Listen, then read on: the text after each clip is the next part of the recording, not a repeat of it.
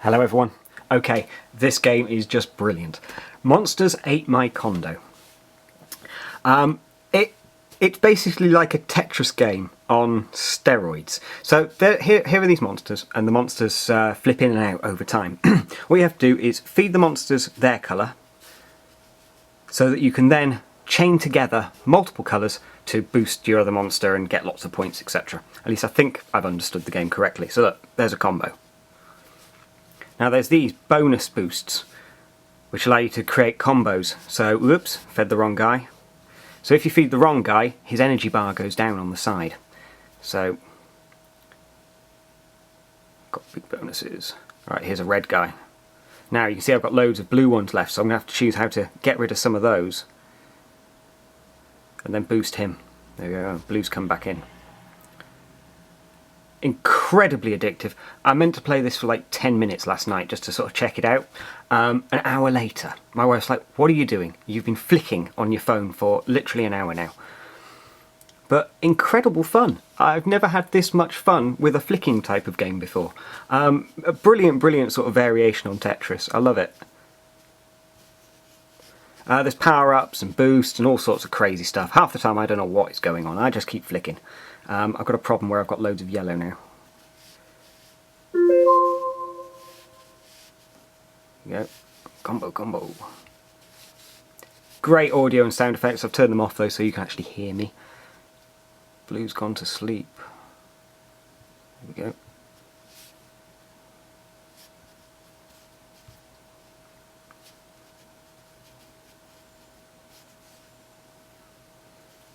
Sometimes you sacrifice some of you guys just so you can rack up the bigger points. Oh, wrong way.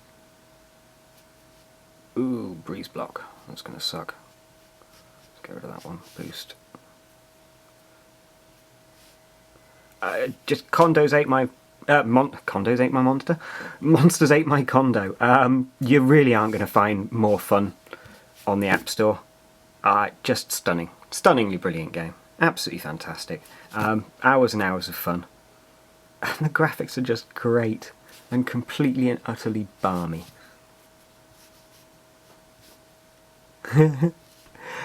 Unicorns.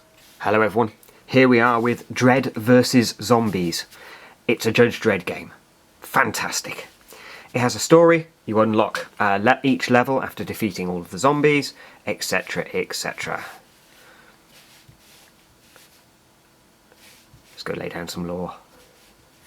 You can pay real money if you want better guns and everything like that sooner, or you looks like you can unlock them over time. And there's also perks that you can add on as well, which drop into there. It looks like the Unity game engine to me, which is no bad thing, because at least we know it's going to kick ass. Pretty simple idea. Move Judge around, shoot at things, reload your gun, keep going until everything dies. You can pick up these Judge symbols, which give you points.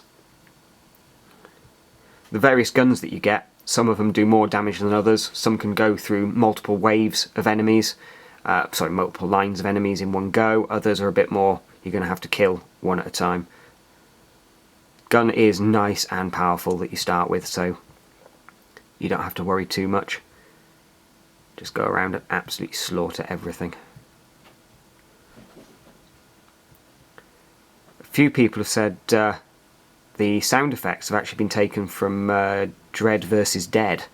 And if anyone remembers that game, it was absolutely fantastic. So it's nice to actually see some of those really cool sound effects and voiceovers making a reappearance. First level done. You see you get a star rating, score and credits. And move on to the next one. Change weapons if we want. Let's get some shotty action. I'm hardcore, so I'm not going to bother playing with the upgrades.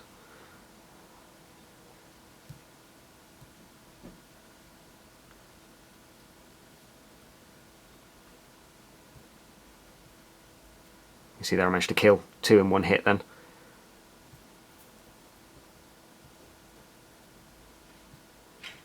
Basically, it's a Judge Dredd game on your phone and it's brilliantly done. If you haven't seen the new movie as well, go check it out. It's really cool. You see that slow down effect there when you wipe out the last boss, last mob from that wave. Any more?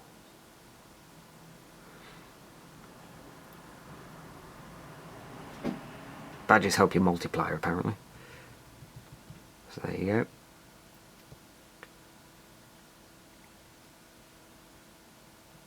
Ba-boom! I love the shotty, it's brilliant.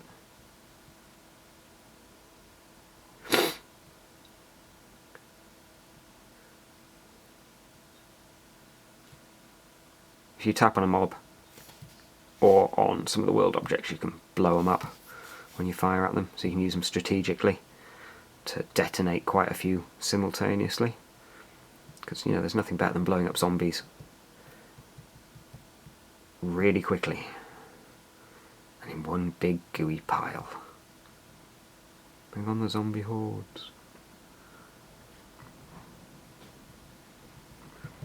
Ah, ammo.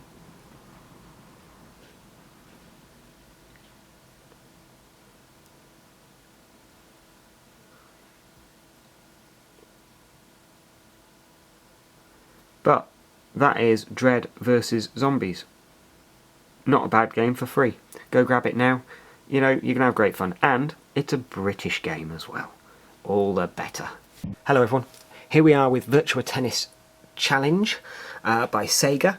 It was on offer on the Samsung App Store, which comes with the Samsung Galaxy S3. Not sure if it still is. This was a couple of days ago, so get yourself on there. They're also doing Modern Combat 3 as well on there for 69p. No, sorry, for free. For free, as well as Virtua Tennis Challenge, if it's still on there. But basically, it's a lovely little tennis game. Quite easy to play. Devilishly difficult to master, as you're about to see, because I suck at it. But really, really good fun. And the graphics are quite cool as well. It doesn't remind me of a Wii game. Nice little opening cutscene. Some guy's arse.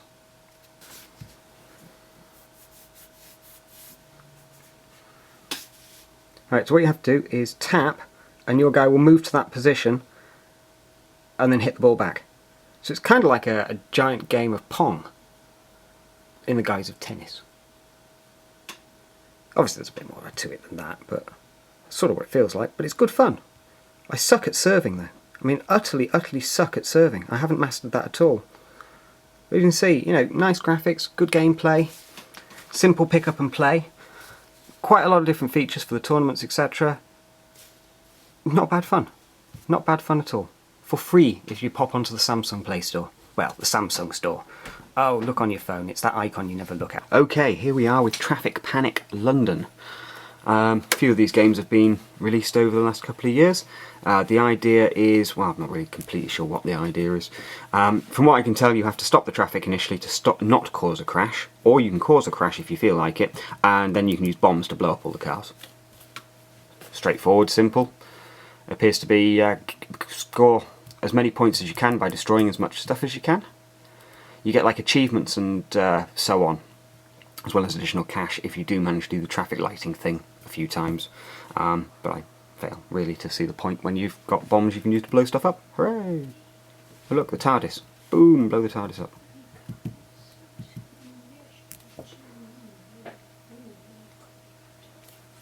You can, it's got in-app purchases, so when you run out of bombs, you can spend real money to buy more bombs.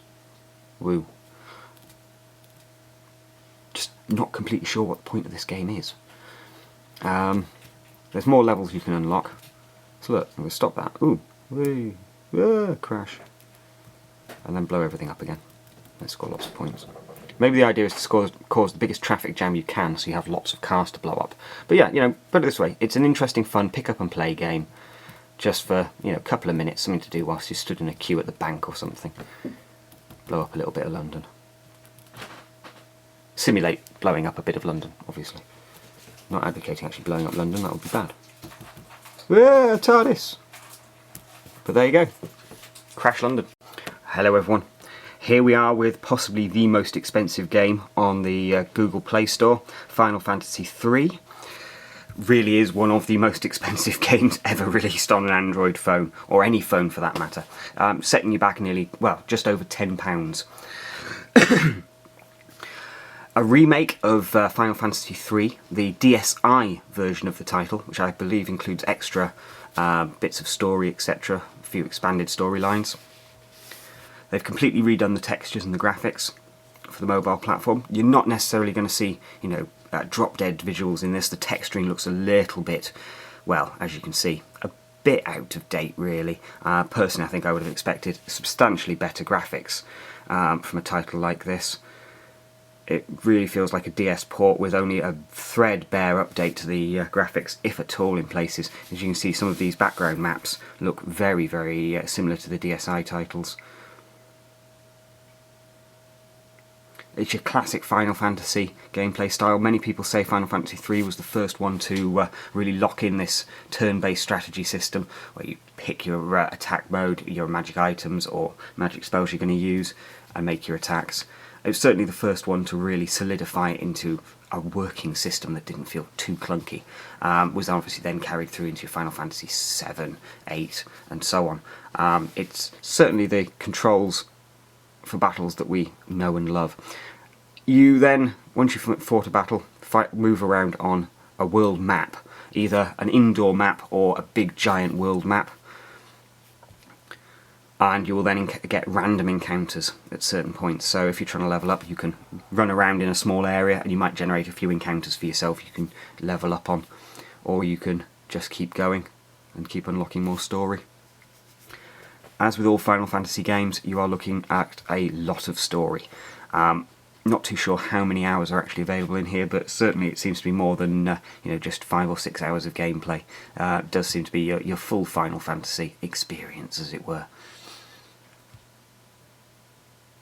And yes, the good old Final Fantasy theme tune is still there, still quite annoying, especially after you've listened to it for the 900th time. Pinch to zoom makes an appearance. If we want to zoom in, look. So we can then come down into this object and have a look at it. The controls can be a little bit twitchy though. It's the only thing that I think they've not done a great job. I've seen better interpretations, as it were, of moving around a map than the way they do it on here. It's just not too precise. When you're trying to get in front of an object to then click the object, or touch the object should I say, you can find yourself facing the wrong way more often than not. They could have done with better regions really around the objects to know that you're stood in front of them. But I guess that's a holdover from the DSi. So if you see here, oops. You've got to get your positioning just right.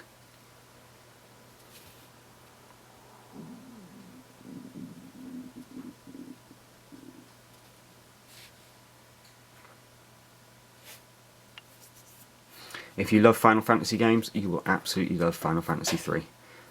Especially if you've played it previously, a very long time ago, and you're looking to capture some of that magic again. The only thing that I found quite annoying is the save feature, or pretty much complete lack of. You can do a quick save, but then if you die, that quick save is erased automatically, it would seem. It doesn't allow you to pick back up at the quick save, it just dumps you back to the menu screen. And I've not found any decent save points so far, so I'm struggling currently. If anyone fancies telling me where the first save point is, would appreciate it. But currently, as I'll show you in a second, you don't seem to be able to just save anywhere you like. It looks like you have to use particular save points, or the quick save feature, which doesn't really appear to be all that functional as a save feature. If we come into the menu, you can see save is greyed out, can't touch it, but I can quick save.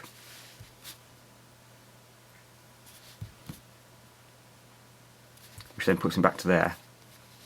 And I think really it's just so you can pick up and play at any point, but it would be nice if you had more of a save feature. For instance, if I die now, then it's game over and there's no additional save I can use. So you're going to wasting 20 minutes of time if you make a mistake on this opening level, which is a bit irritating. But, you know, this is an old school game, it's Final Fantasy. There shouldn't be any surprises here that it's a bit hard. Like I say, most expensive game on the App Store, I think. There's very few others really in the running on this one. But if you love Final Fantasy and you've got a mobile device, you couldn't do much worse for a Japanese RPG than the Master itself.